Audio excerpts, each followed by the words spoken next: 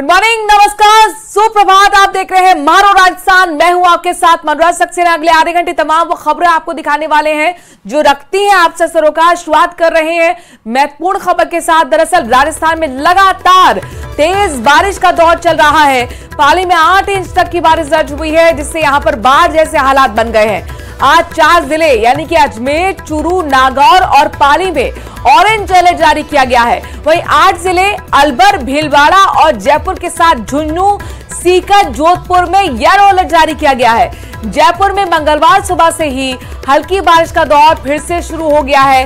कल भी रिमझिम बारिश होती रही और आज भी बताया जा रहा है कि सुबह से ही जयपुर में हल्की बारिश का दौर शुरू हो चुका है। तो बड़ी खबर आपको बता रहे हैं, मौसम विभाग से जुड़ा अपडेट ये है कि कई जिलों के लिए येलो अलर्ट जारी किया गया है। येलो अलर्ट जारी करने का मतलब ये है 4 जिलों में भारी बारिश के आसार नजर आ रहे हैं। मौसम विभाग ने साफ तौर पर अलर्ट जारी करते हुए सावधान रहने की बात पर भी जोर दिया है। खबर भरतपुर से। यहां पर गंभीर नदी में डूबने से 2 बच्चों की मौत हो गई है। सूचना मिलते ही फौरन सर्च ऑपरेशन भी शुरू किया गया, लेकिन एसडीआरएफ की टीम को कामयाबी हाथ नहीं मिली है। आपको बता दें कि 4 बच्चे डूबने गए थे, जिसमें 2 की पहले ही मौत हो चुकी है, जिन्हें ग्रामीणों की मदद से बाहर निकाला गया था। 2 अभी भी डूबे हुए हैं। रात भर सर्च ऑपरेशन चला। हालांकि जब अंधेरा ज्यादा आ गया तो ऑपरेशन को बंद करना पड़ा। बच्चे की तलाश के लिए एक बार फिर से सर्च ऑपरेशन शुरू किया गया है। दोनों बच्चों की तलाश में एसडीआरएफ की टीम जुटी हुई है। बता दें कि कल शाम 5 बजे नदी में 4 बच्चे नहाने गए थे। 2 को तो ग्रामीणों ने बाहर निकाला, लेकिन तब तक उनकी मौत हो चुकी थी। तो भरतपुर से बड़ी खबर है, जहां पर आपको बता दें कि दर्दनाक ये हादसा हुआ। नहाने गए 4 बच्चे पानी में डूब गए।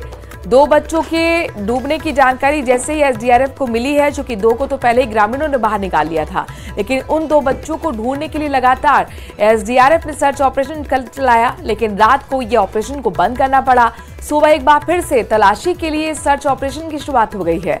बच्चों की तलाश में एसडीआरएफ की टीम मौके पर पहुंची हुई है। अब सर्च ऑपरेशन की फिर से सुबह होते ही शुरुआत की गई। 5 बजे कल यह हादसा हुआ था, जब 4 बच्चे नहाने गए थे। 2 को तो ग्रामीणों ने बाहर निकाल लिया था, जबकि 2 बच्चों की डूबने से मौत हो गई है।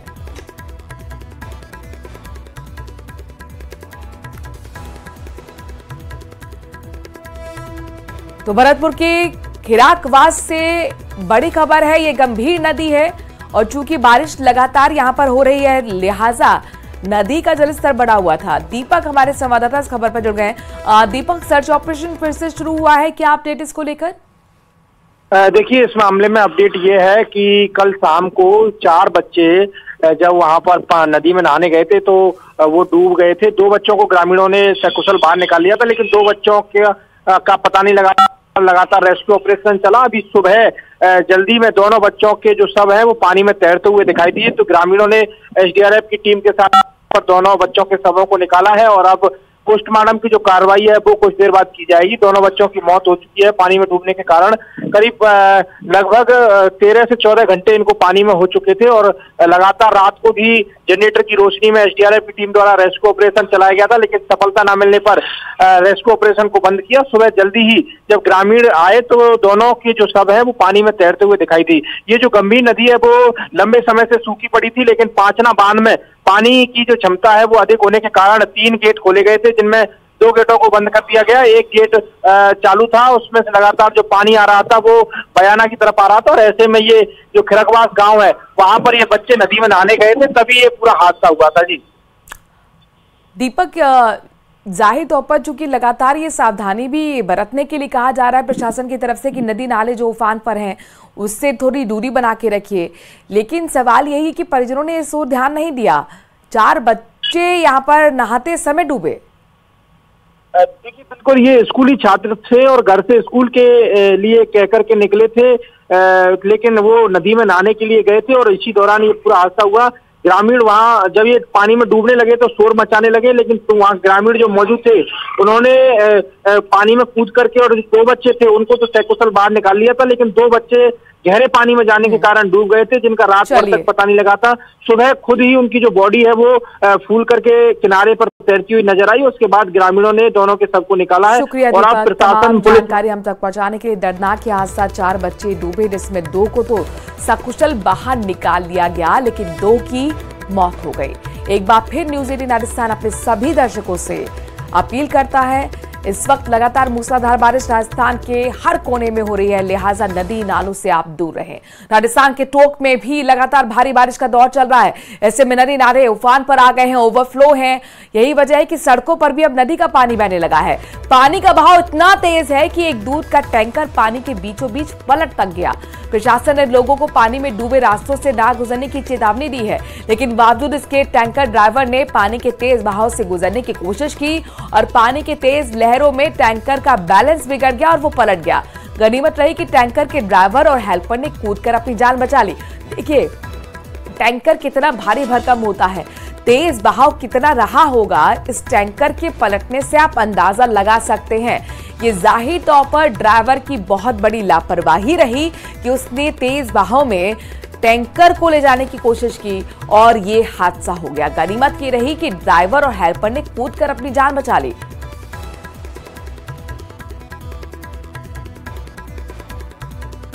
उधर राजस्थान के टोंक जिले में भारी बारिश के बाद भानपुरा बांध भी उफान पर आ गया है। यही वजह है कि वहां एक किसान फंस गया और दरअसल वो किसान रात को खेतों की रखवाली करने गया था। अचानक पानी का बहाव तेज होने की वजह से किसान फंस गया और उसने लोगों की मदद मांगी, लेकिन तेज बहाव की वजह से किसी की हिम्मत नहीं हुई कि किसान की मदद कर सके। पुलिस को जानकारी मिलते ही एसडीआरएफ की टीम को बुलाया गया। एसडीआरएफ की टीम ने किसान को सुरक्षित बाहर निकाला है।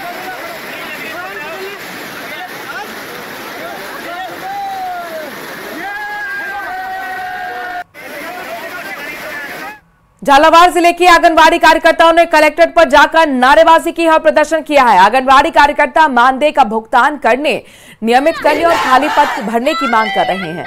आंगनबाड़ी कार्यकर्ताओं ने अपनी मांगों को लेकर कलेक्टर को ज्ञापन भी सौंपा है। संघ की प्रदेश महामंत्री रचना वैष्णव ने बताया कि आंगनबाड़ी कार्यकर्ता सहायिका का मानदेय का भुगतान महीने की 10 तारीख से पहले किया जाए।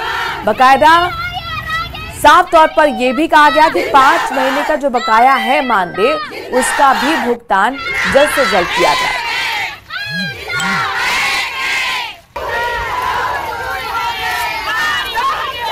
आंगनबाड़ी महिला कर्मचारी संगठन से प्रदेश महामंत्री रचना वैष्णव बोल रही हूँ। सर, हमारी ये प्रॉब्लम है कि हमारा एक तो मानदेय नहीं आता है समय पर, और 3 महीने से राज्य और केंद्र ये साल भर से हमारे 2 टुकड़ों में आते हैं। तो या तो हमें राज्य का पेमेंट दिया जाता है या फिर कभी केंद्र का दे देते हैं। इसके अलावा हमारे जैसे प्रोग्राम बनाए जाते हैं जिसका पैसा भी हमारे पास से लगाया जाता है। करीब 76 दिन बाद झुंझुनू के नुआ गांव की रहने वाली ईद बानो ने जयपुर के एसएमएस अस्पताल में आखिरी सांस ले ली। ईद बानो वही महिला है जिसकी संक्रमित किडनी की जगह डॉक्टर ने सही किडनी निकाली थी। महिला पथरी का इलाज कराने झुंझुनू जिला मुख्यालय के धनकर अस्पताल पहुंची थी। आरोप है कि संजय धनकर नाम के डॉक्टर ने ही ईद बानो का ऑपरेशन किया था।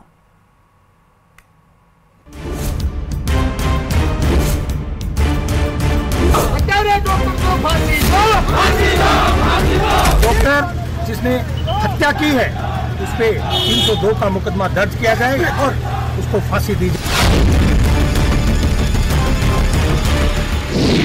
झुंझुनू की ईद बानो ने अस्पताल में तोड़ा दम। किडनी कांड की पीड़िता थी ईद बानो। संक्रमित किडनी की जगह निकाली गई थी सही किडनी।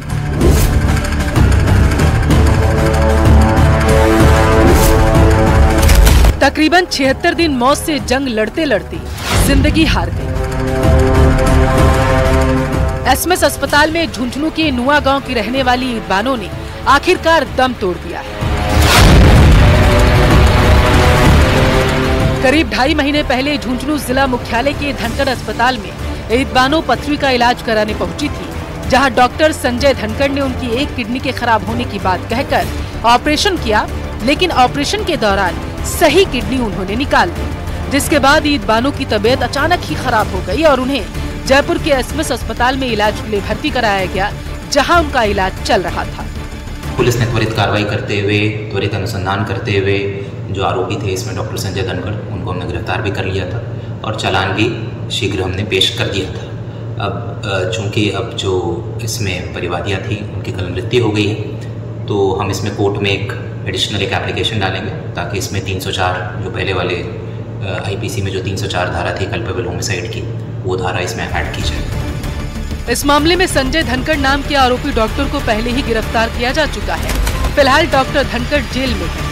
आपको बता दें कि डॉक्टर धनखड़ को लेकर चिकित्सा विभाग की टीम ने जांच की, जिसमें इलाज में लापरवाही, बगैर न्यूरोलॉजिस्ट और एनेस्थेटिक के ऑपरेशन करना, किडनी निकालने के बाद उसके निस्तारण में बायो वेस्ट कानून की पालना न करना समेत कई आरोप रिपोर्ट में दर्ज किए गए।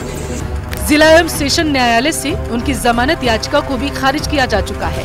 हालांकि ईद बानो की मौत के बाद परिवार प्रशासन से कुछ मांग कर रहा। परिवार का साफ कहना है कि जब तक उनकी मांगे पूरी नहीं होंगी वो शव को नहीं लेंगे। ईद बानो के परिवार को 1 करोड़ रुपए की सहायता, ईद बानो के पति को संविदा पर नौकरी, आरोपी डॉक्टर संजय धनखड़ की संपत्ति पर बुलडोजर चलाने की मांग, फास्ट ट्रैक कोर्ट में मामले की सुनवाई हो, जल्द से जल्द सुनवाई के बाद डॉक्टर संजय धनखड़ को फांसी की सजा, धनखड़ अस्पताल में अब तक हुई मौतों की सीबीआई जांच हो। हमारी जो उचित मांगे हैं वो हम सरकार से मांग कर रहे हैं कि हमारे मांगे मानी जाए, और जब तक हमारी मांगे नहीं मानी जाएगी तब तक हम ये अनिश्चितकालीन धरना जारी रखेंगे। वही अब देखना ये होगा कि पीड़िता ईद बानो को कब न्याय मिलता है, प्रशासन और परिजनों के बीच वार्ता में क्या कुछ सहमति बनती है। करसन सिंह शेखावत, न्यूज़ 18 राजस्थान, झुंझुनू। झालावाड़ जिले के रतलाई थाना पुलिस ने बाइक चोरी की वारदात का पर्दाफाश करते हुए मामले में एक शातिर वाहन को गिरफ्तार कर लिया है। शातिर वाहन ये चोर है। रतलाई कस्बे के बस स्टैंड से पिछले महीने इसने बाइक चोरी की थी। इस मामले में पुलिस ने आरोपी को गिरफ्तार किया है। पुलिस के मुताबिक पीड़ित कैलाश बागरी ने 1 जुलाई को शिकायत दर्ज कराई थी। उसके घर के सामने दुकान पर खड़ी बाइक को अज्ञात चोर चुरा कर ले गए थे। इस पर मामले के खुलासे के लिए एक टीम भी गठित की गई, जिसके द्वारा सीसीटीवी फुटेज खंगाल कर जांच शुरू की गई और इसी आधार पर आरोपी को गिरफ्तार कर लिया गया। आरोपी से पूछताछ के बाद उसकी निशानदेही के आधार पर चोरी की बाइक भी बरामद कर ली गई है। पुलिस ने आरोपी को न्यायालय में पेश कर हिरासत में भेज दिया है।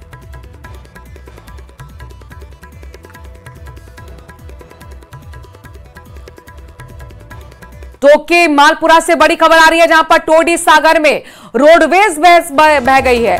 बांध पर 3.5 फीट की चादर चल रही है।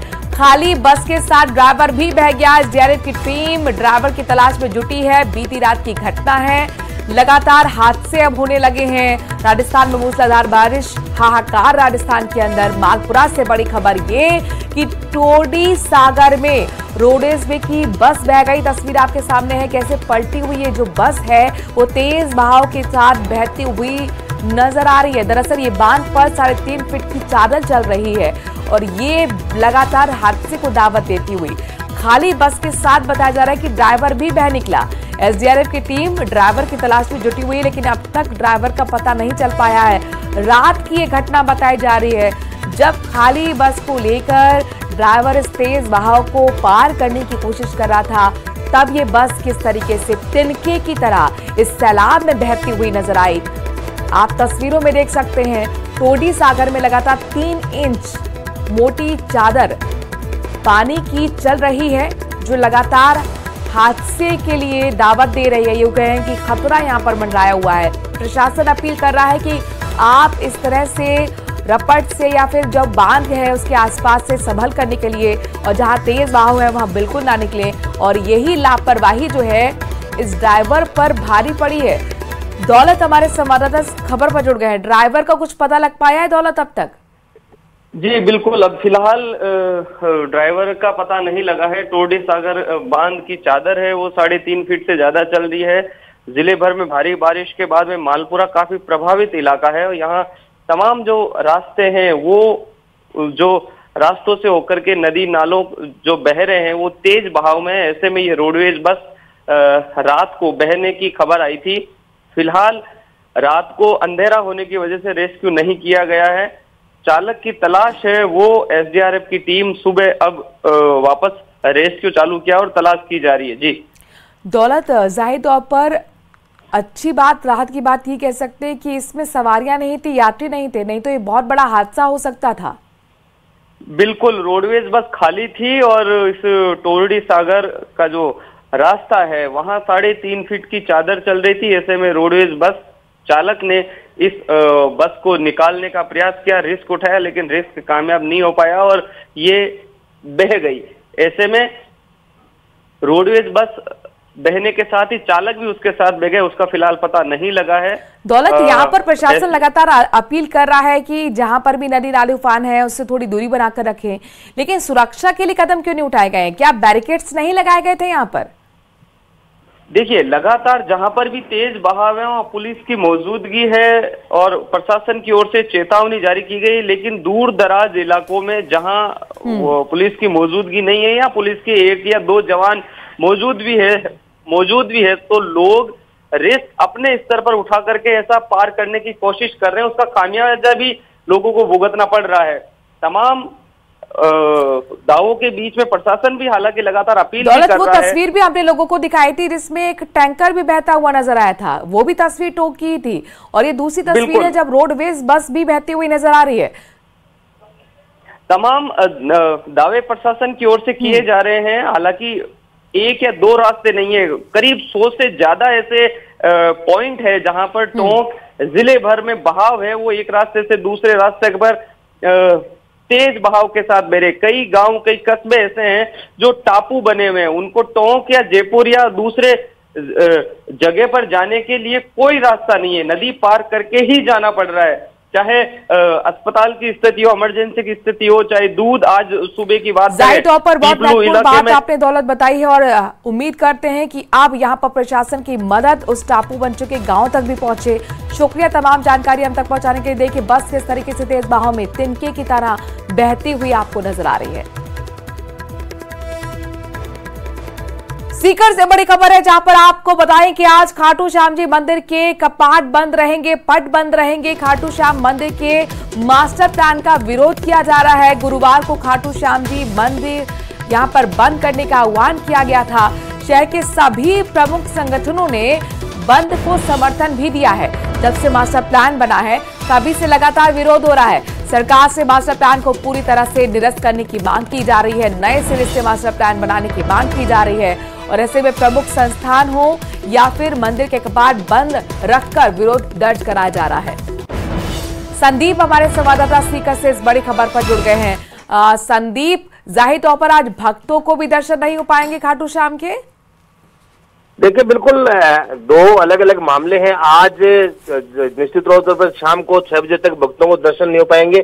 उसका कारण यह है कि खाटू श्याम जी का जो मंदिर है वो आज विशेष तिलक और पूजा अर्चना के लिए शाम को बंद रहेगा, शाम को 5 बजे तक। उसके बाद जो श्रद्धालु दर्शन कर सकते हैं, लेकिन जो खाटू श्याम जी बंद का आह्वान गुरुवार को किया गया है उसमें जो खाटू श्याम जी का जो मास्टर प्लान है उसको लेकर के गुरुवार को खाटू श्याम जी बंद बुलाया गया। जब से मास्टर प्लान बना है तभी से लगातार जो विभिन्न संगठन हैं, विभिन्न राजनीतिक पार्टियां हैं, कस्बे के लोग हैं, यहाँ तक कि मंदिर कमेटी से जुड़े भी काफी लोगों ने इसका विरोध किया है। सरकार ने जो मास्टर प्लान 2041 खाटू श्याम जी का तैयार किया है उसमें यह बताया जा रहा है कि कई तरह की खामियां हैं, जिसमें लोगों ने अपना व्यापार चौपट होने, कस्बे में जो अपनी जमीनें हैं उसको उसकी नीलामी होने संबंधी कई तरह की आशंकाएं जताई। तो उसके बाद से लगातार इसका विरोध किया जा रहा है और मांग ये की जा रही है कि जो मास्टर प्लान बनाया गया है उसको पूरी तरह से निरस्त किया जाए, उसमें संशोधन की कोई गुंजाइश नहीं। और उसके बाद संदीप, लेकिन ये मास्टर प्लान का विरोध क्यों, क्या खटक रहा है ऐसा? देखिए, जो स्थानीय लोग हैं उनका ये कहना है कि मास्टर प्लान में उनके हितों का ध्यान नहीं रखा गया, उनका जो छोटे कारोबारी हैं उनका कारोबार चौपट हो जाएगा, उनकी जमीनें जो है उनको सरकार अधिकृत कर लेगी। तो निश्चित तौर पर जो स्थानीय जो लोग हैं, हालांकि कोई किसी एक संगठन का विरोध नहीं है, सभी जो संगठन है वो इसको लेकर के आवाज उठा रहे, तो निश्चित तौर पर यह माना जा सकता है कि कहीं ना कहीं खामियां रही है, इसीलिए तो सभी जो संगठन है वो विरोध कर रहे हैं। तो अभी जल्दी कुछ दिन पहले जो सांसद थे वो भी पहुंचे थे, उसके बाद लोग यूडीएच मंत्री से भी मिले थे और लगातार ये मांग की जाए कि इसमें इसको पूरी तरह से निरस्त किया जाए। जी शुक्रिया संदीप तमाम जानकारी हम तक पहुंचाने के लिए। तो आज खाटू श्याम जी मंदिर के कपाट बंद जानेंगे। साथ ही आपको बता दें कि खाटू श्याम मंदिर के मास्टर प्लान का भी इस तमाम लोकलाइट्स हैं, व्यापारी हैं, वो विरोध कर रहे हैं। लिहाजा गुरुवार को खाटू श्याम जी बंद का आह्वान किया गया और सभी प्रमुख संगठनों ने इस बंद को समर्थन भी दिया है। जब से मास्टर प्लान बना है तभी से लगातार विरोध किया जा रहा है और अब पूरी तरह से निरस्त करने की मांग को लेकर विरोध तेज हो गया है।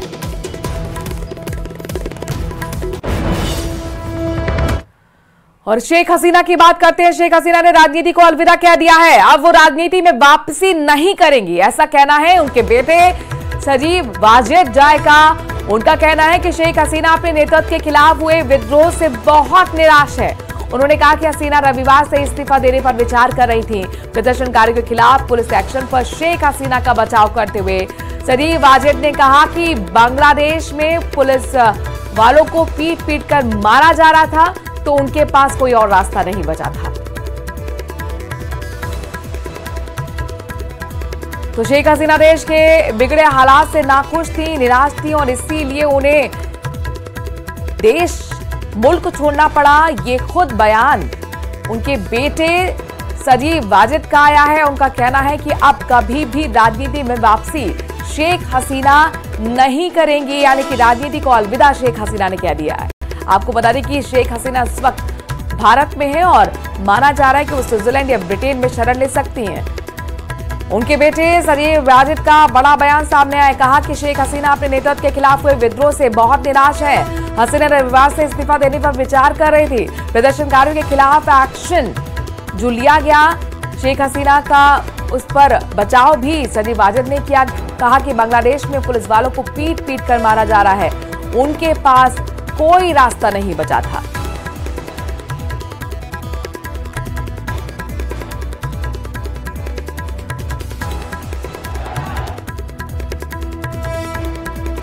तो बांग्लादेश में लगातार चौथी बार पीएम बनी शेख हसीना ने कभी सोचा भी नहीं होगा कि 15 साल का शासन सिर्फ 15 मिनट में हाथ से निकल जाएगा। बताया जा रहा है कि शेख हसीना को इस्तीफा देने के बाद सेना ने देश छोड़ने के लिए सिर्फ 45 मिनट का वक्त दिया था। शेख हसीना ने देश छोड़ने के लिए कुछ ही घंटे बाद उनकी विरोधी और चीन समर्थक खालिदा जिया को जेल से रिहा करने के आदेश दे दिए हैं।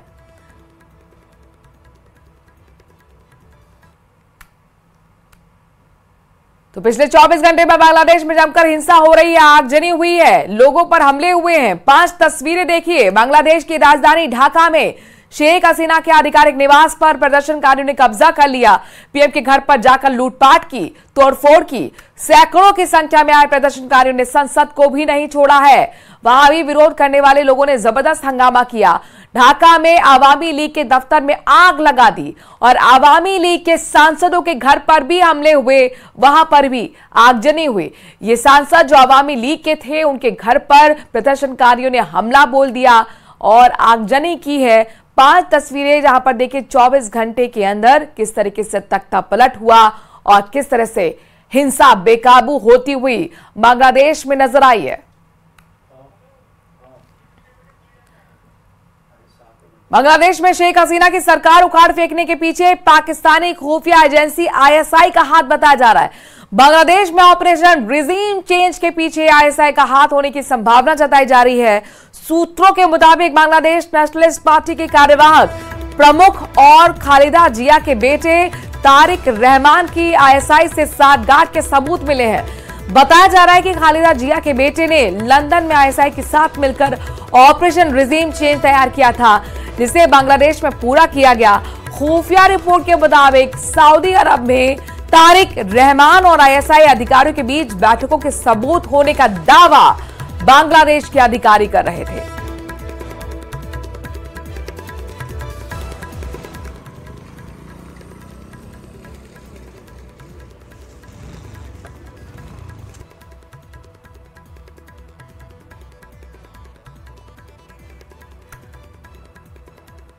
तो बांग्लादेश हिंसा के बीच आपको बता दें कि लगातार अब ये खुफिया रिपोर्ट के हवाले से खबर मिल रही है। सूत्रों के हवाले से खबर है कि सरकार को उखाड़ फेंकने के पीछे पाकिस्तानी खुफिया एजेंसी आईएसआई का हाथ है। उधर बांग्लादेश हिंसा में दिल्ली में आपको बता दें कि इस बीच प्रधानमंत्री आवास पर बड़ी बैठक भी बुलाई गई। प्रधानमंत्री मोदी की अध्यक्षता में सुरक्षा मामलों की कैबिनेट समिति की इस बैठक में केंद्रीय गृह मंत्री अमित शाह, रक्षा मंत्री राजनाथ सिंह, विदेश मंत्री एस जयशंकर के साथ वित्त मंत्री निर्मला सीतारमण के अलावा कई उच्च अधिकारी भी शामिल रहे। एनएसए अजीत डोभाल भी इस बैठक में मौजूद थे। एनएसए अजीत डोभाल इस बैठक में शामिल होने से पहले हिंडन एयरबेस पर बांग्लादेश के पूर्व पीएम शेख हसीना से मिलकर आए थे। जानकारी के मुताबिक इस बैठक में बांग्लादेश के ताजा राजनीतिक हालात और वहां पर जारी हिंसा की स्थिति पर चर्चा की गई। इस बीच बड़ी खबर यह है कि भारत बांग्लादेश बॉर्डर पर हाई अलर्ट जारी कर दिया गया है। बांग्लादेश में पनपे हालात के मद्देनजर बीएसएफ ने बॉर्डर पर जवानों की संख्या बढ़ा दी है। डीजी बीएसएफ दलजीत चौधरी भी पश्चिम बंगाल में मौजूद है। सुरक्षा को लेकर बड़ी बैठक की है। आज वो भारत बांग्लादेश बॉर्डर का दौरा भी कर सकते हैं। सूत्रों के मुताबिक अभी भारत बांग्लादेश सीमा पर स्थिति पूरी तरह से सामान्य है, लेकिन घुसपैठ की आशंका के चलते बॉर्डर पर हाई अलर्ट जारी किया गया है। और इसी के साथ मारो रास्ता